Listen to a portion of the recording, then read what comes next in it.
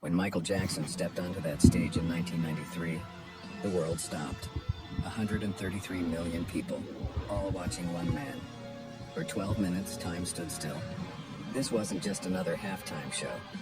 It was the moment music, message, and magic became one. The crowd screamed before he even moved, and then silence. He stood there, motionless, a silhouette against blinding lights, and in that stillness, you could feel the entire stadium hold its breath. For nearly 2 minutes, Michael didn't say a word. He didn't dance. He didn't even blink. And yet, every eye was locked on him. That silence wasn't hesitation. It was intention. He understood something few artists ever grasp.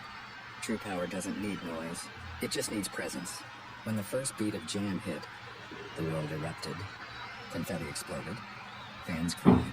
And in that instant, the Super Bowl became more than football. It became history.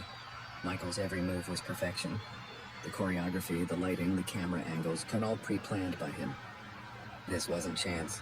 This was mastery. He slid across that stage with supernatural precision. Every spin timed to the beat. Every gesture charged with purpose. When Billie Jean began, you could almost hear hearts stop. That single glove shimmered in the lights. The spotlight followed his every motion. The crowd shouted every word with him. A chorus of millions. For those few minutes, he wasn't just an entertainer. He was a conductor, and the world was his orchestra. Then came Black or White. It wasn't just another song. It was a declaration. Michael was using the world's biggest stage to speak truth about unity, about love, about race and acceptance. He danced across cultures. African drums, American rock, global energy. Every lyric was a bridge. Every movement a statement. People came for music, but they left with a message. Even today, decades later, that performance feels relevant. It feels alive. Because the issues he sang about are still the ones we face today.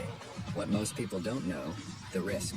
He had less than 20 minutes to build an entire universe. Live on television with no do-overs. Every detail was handcrafted. He chose the camera angles himself.